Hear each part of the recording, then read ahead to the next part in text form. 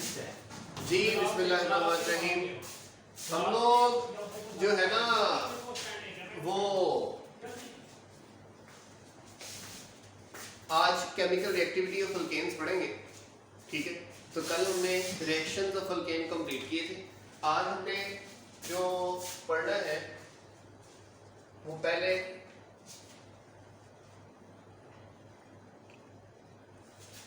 Chemical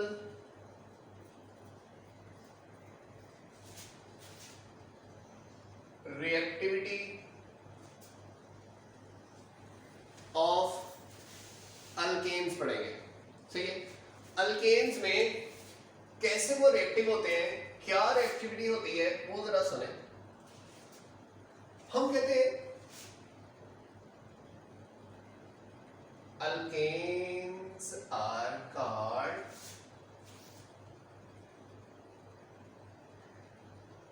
paraffins due to least reactive nature। आपको पता है ग्रीक वर्ड है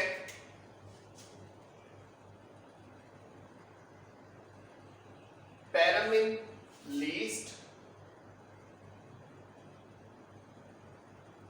और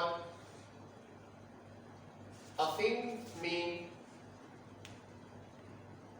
एबिलिटी या अफिनिटी। यानी कि यहां से पता चल जाता है लेस एबिलिटी या अफिनिटी टू रिएक्ट। इसका मतलब क्या पता चला,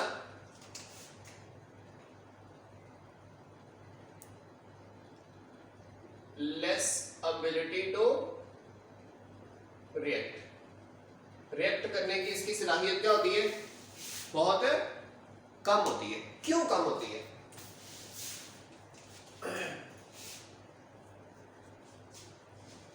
पहली रीजन नंबर 1 हमें क्या बताएगी, वो है कि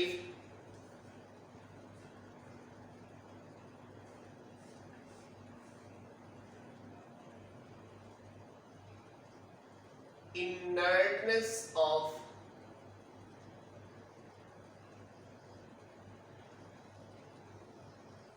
सिग्मा बॉन्ड। कि इसमें जो सिग्मा बॉन्ड होता है वो क्या होता है, इनर्ट। इनर्ट का मतलब है कि वो रिएक्ट नहीं करता। वो क्यों नहीं रिएक्ट करता, तो हमने इसका चक्कर आपको समझाना है। जरा देखिए,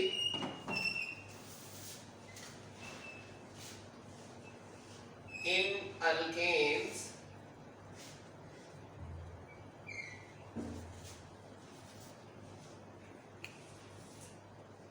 there is single bond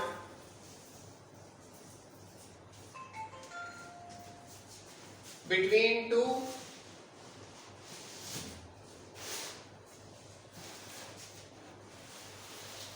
carbon atoms in which electrons are held strongly between two nuclei of carbon, so cannot be attacked by any of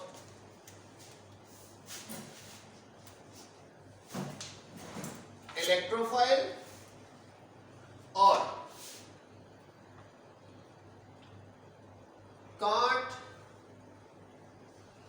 attack as a nucleophile, hence inert towards all acidic, basic reagents। ठीक है ना alkaline reagent इसके ऊपर attack करता है, ना basic ना acidic, तो इसलिए ये जरा बातें ध्यान में रखें। कौन सा बॉन्ड होता है जी? Single bond. अब सिंगल बॉन्ड के अंदर क्या होता है जरा देखें, जो इलेक्ट्रॉन्स हैं वो हेल्ड होते हैं कैसे, स्ट्रांगली या टाइटली। जब वो स्ट्रांगली हेल्ड है तो इसके ऊपर इलेक्ट्रोफाइल का मतलब होता है जिसके ऊपर चार्ज का हो पॉजिटिव, ना कोई पॉजिटिव इससे आके इलेक्ट्रॉन ले सकता है, और न्यूक्लियोफाइल न्यूक्लियस लविंग कहते हैं इसके ऊपर चार्ज का होता है नेगेटिव, ना कोई इस अपना ये एज अ न्यूक्लियोफाइल अटैक कर सकता है। मतलब देखें अटैक्ड बाय होगा तो इलेक्ट्रोफाइल, अटैक एज होगा तो न्यूक्लियोफाइल, क्योंकि नेगेटिव हमेशा अटैक करते होते हैं, ठीक है।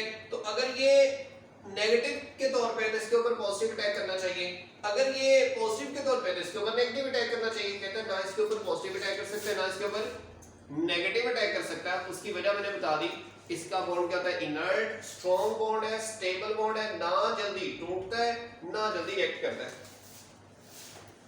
Reason number 2,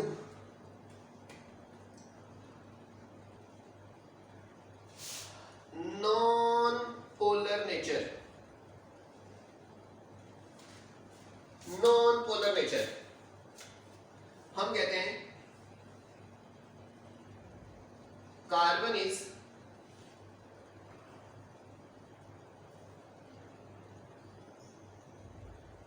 less electronegative atom having electronegativity 2.5 and hydrogen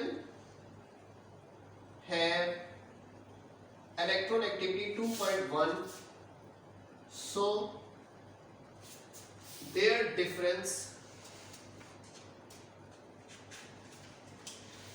in electronegativity is 0.4, which is very small,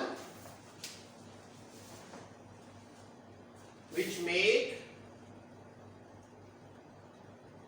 bond कौन सा CH non polar. So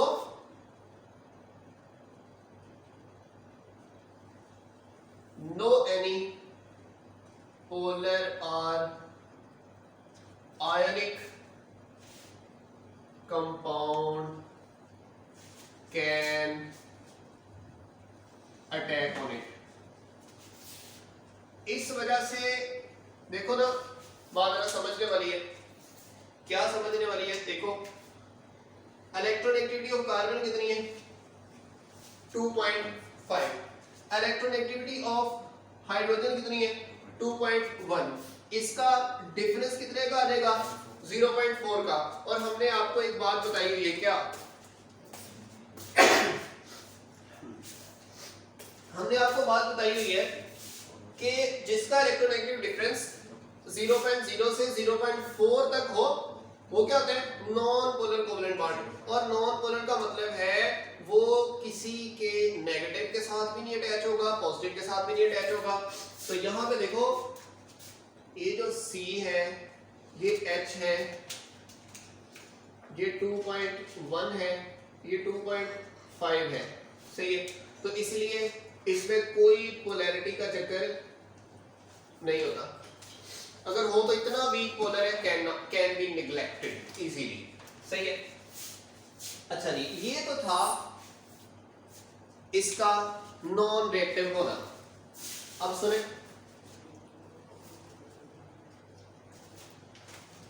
kinds of reaction of alkanes. फिर बताओ अल्केन किस किस्म का रिएक्शन देगा? अगर ये नहीं देना तो फिर किस किस्म के रिएक्शन देगा? तो उसकी एक साम सुने। दो किस्में, नंबर 1 सब्स्टिट्यूशन रिएक्शन देगा, और नंबर 2 कैटालिटिक या फिर जिसे कहते हैं कंबस्शन रिएक्शन देगा। ठीक है, कैटालिटिक या कंबस्शन रिएक्शन देगा। तो सब्स्टिट्यूशन में जाहिर बात है किस वजह से देता है ये, अनसैचुरेटेड जो है, सॉरी अनसैचुरेटेड नहीं, सैचुरेटेड जो है, जो सैचुरेटेड होता है इसका मतलब उसमें और कोई चीज ऐड होने की सलाहियत है नहीं है। सही हो गया। तो उसने अपनी कोई बॉन्ड उतार कर ही नया बॉन्ड लगाना है, वरना उसने ऐड नहीं होना, वरना उसने ऐड नहीं होना। क्लियर। तो यहां पे देखो कैटालिटिक या कंबस्शन, तो ये कैटालिटिक या कंबस्शन देते ही कौन है, जो लेस रिएक्टिव हो ना, जो लेस रिएक्टिव हो उनको रिएक्टिव बनाने के लिए क्या यूज करते हैं हम लोग, कैटलिस्ट, वरना उसने रिएक्ट करना ही नहीं होता। सही है। तो इसलिए अब हम पढ़ने जा रहे हैं रिएक्शंस ऑफ अल्केन्स। हम क्या पढ़ने जा रहे हैं, रिएक्शंस ऑफ अल्केन्स। सबसे पहला रिएक्शन और बड़ा मजे का रिएक्शन है combustion.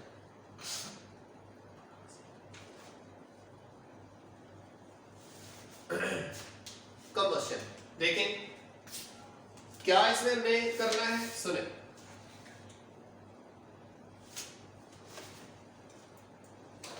Burning of alkanes in the presence of excess oxygen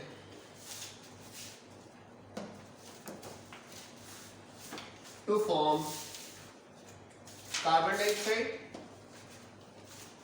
water and heat is called combustion। इसे हम लोग क्या कहते हैं, combustion.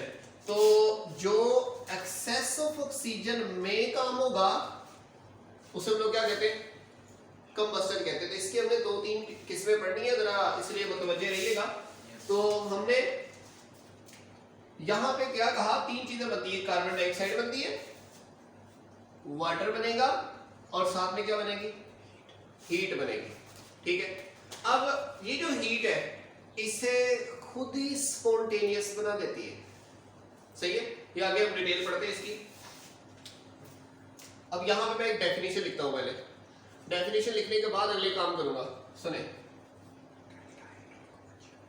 Molar heat of combustion delta H naught C किसे कहते हैं, डेल्टा एच नॉट सी। ये भी इसका हिस्सा है। ठीक है। तो कंबस्टन पढ़ेंगे तभी जाके ये पता चलेगा। देखिए, amount of heat evolved when 1 mole of alkane is burned in the presence of excess oxygen is called delta H naught V।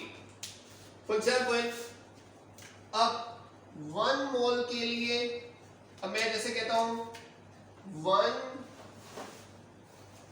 Mole CH4 है, 1 मोल CH4 है। ठीक है। मीथेन है, 1 मोल मीथेन है। तो जरा देखें इसकी क्या है, -891 किलो जॉल पर मोल, 891 किलो जॉल पर मोल। Clear.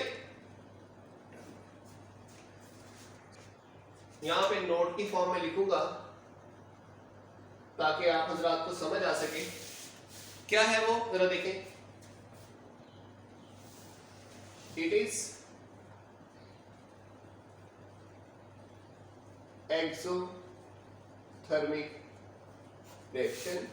So heat evolved is used to make reaction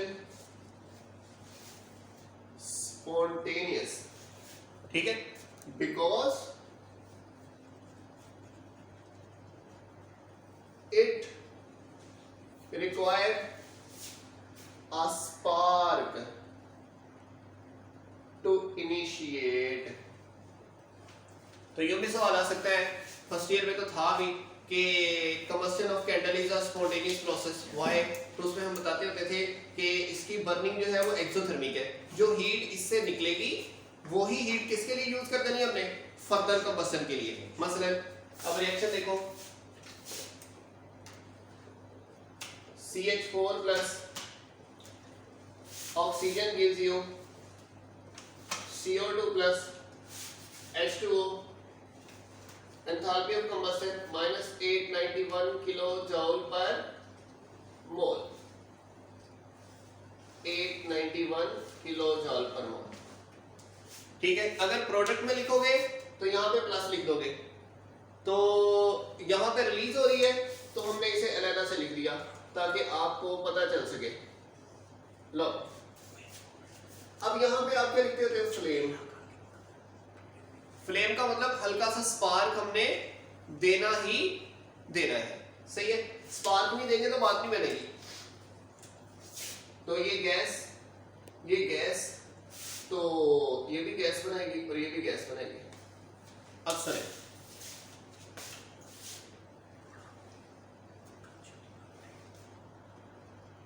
if compressed mixture of hydrocarbons यानी कि alkanes and oxygen is used in internal engines, then it gives very good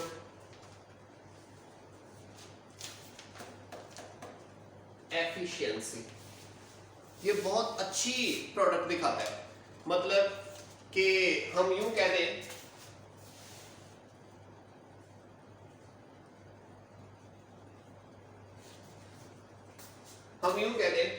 कि जब हम इसे कंप्रेस कर देते, क्या कर देते, कंप्रेस कर देते, तो कंप्रेस्ड फॉर्म में इंटरनल कंबस्शन इंजन में चलता है ना.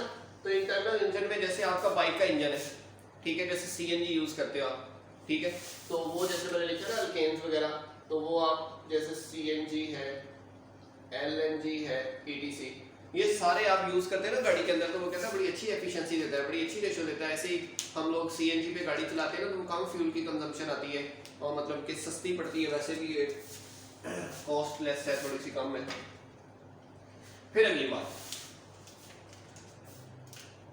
ये एमसीक्यू के लिए enthalpy of combustion directly proportional to number of carbon to hydrogen bonds, यानी कि कार्बन टू हाइड्रोजन बॉन्ड कह लो या एटम्स कह लो. ये एक एमसीक्यू है जिसके लिए आप हजरात को थोड़ी सी इंफॉर्मेशन होनी चाहिए. मतलब मिसाल के तौर पर देखें, अब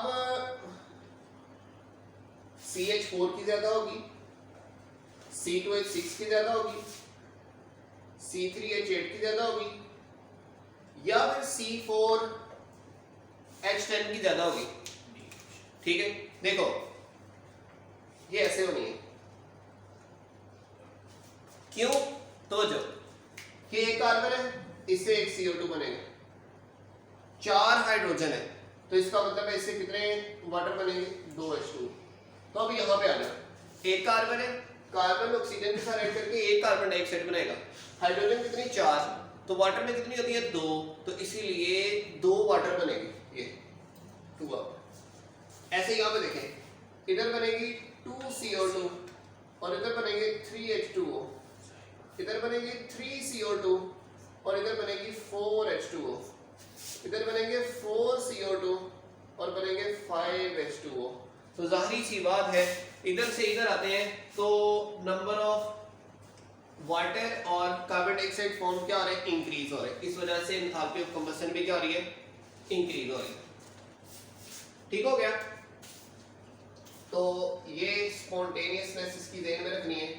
ये 3-4 चीजें थी जो इसमें पूछी जाती हैं और आपने बतानी होती है। सही है।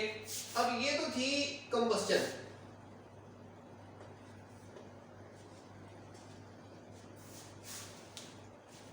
दूसरी है, दूसरा रिएक्शन है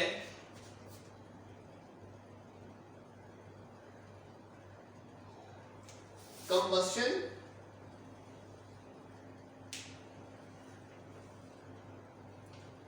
in limited supply of oxygen. Combustion किस मौजूदगी में, लिमिटेड सप्लाई ऑफ ऑक्सीजन में। तो लिमिटेड सप्लाई ऑफ ऑक्सीजन का मतलब होता है यहां पे ऑक्सीजन की मिकदार क्या है, ज्यादा नहीं है, कम है, लिमिटेड है।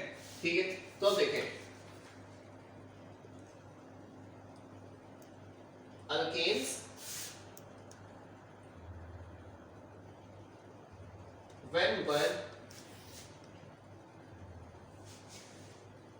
in the presence of limited supply of oxygen, then it form carbon monoxide, water and carbon black. सही है। देखो क्या बनेगा, कार्बन मोनोऑक्साइड, वाटर और कार्बन ब्लैक बनाएगा। अच्छा कैसे, जरा देखें, रिएक्शन देख लेते हैं। यहां तक बने, यहां आपके पास है मीथेन, ये ऑक्सीजन है। यहां पे आप कह सकते हो कि इस वक्त ये किसमें है जी, एक्सेस में, और यहां पे कह सकते हो इस वक्त ये किसमें है जी, लिमिटेड है। सही हो गया, कम मिकदार में। अच्छा लिमिटेड में ऑक्सीजन थोड़ी है, यूज इधर भी फ्लेम ही होना है। स्पार्क लिख लो, फ्लेम लिख लो, ताकि रिएक्शन क्या हो सके, स्टार्ट हो सके। तो यहां पे बना क्या, कार्बन मोनोऑक्साइड, वाटर और कार्बन ब्लैक। अब सुने, ये है कार्बन ब्लैक, ये बड़ा इंपॉर्टेंट यूज है इसके, बड़े काम की चीज है।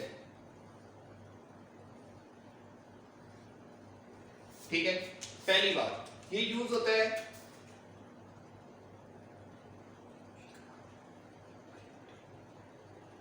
प्रिंटिंग इंक्स, यानी कि जो प्रिंटर की इंक्स होती हैं उसमें यूज होता है। फिर जनाबे वाला शू पॉलिश, जूतों की पॉलिश ब्लैक कलर की होती है, उसमें यूज होता है। फिर दूसरे वाला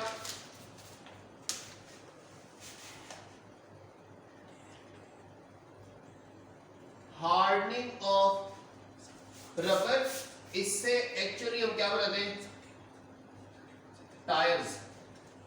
ये गाड़ियों के टायर होते हैं, वो किस कलर के होते हैं, ब्लैक कलर के होते हैं। तो इसका मतलब ये हुआ वो ब्लैक कलर के होते हैं। तो ब्लैक कलर का मतलब है कि उसके अंदर क्या डालते हैं हम लोग, कार्बन ब्लैक डालते हैं। तो जब कार्बन ब्लैक डालते हैं तो हमारे पास क्या बनते हैं, अपना टायर वगैरह बनते हैं। मसलन ये ऑब्टेन कैसे होती है, मैं एग्जांपल दे दूं, जैसे कैंडल बर्न हो या इंटरनल कंबस्शन इंजन में हो या तवे के नीचे वो कालक सी उतरती है, वो जो ब्लैक होती है वो प्योर कार्बन ब्लैक होती है।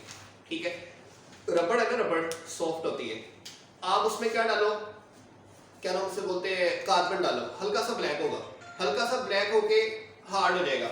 सही है। ऐसे ही इसका एक और यूज भी है, ऐसे कहने से कह लो 1, इसे कह लो 2, इसे कह लो 3, और इसका फोर्थ यूज भी सुन लो, वो है hardening of iron. Hardening of iron यानी कि आप लोहा, एक तो इंक्स होगी ना, एक तो शू पॉलिश होगी, एक रबड़ होगी। रबड़ को आप जितना हार्ड करोगे वो टायर बन जाएगा, तभी तो घिसते नहीं है। वैसे आप रबड़ पेज पे भी घिसाओ तो घिस जाती है। ऐसे ही हार्डनिंग ऑफ आयरन, आयरन लोहा, लोहा कुछ हार्ड होता है कुछ सॉफ्ट होता है। वो हार्डनेस और सॉफ्टनेस डिपेंड इस पे करती है जितनी concentration of carbon black add करेंगे। क्लियर है बात? स्टॉप।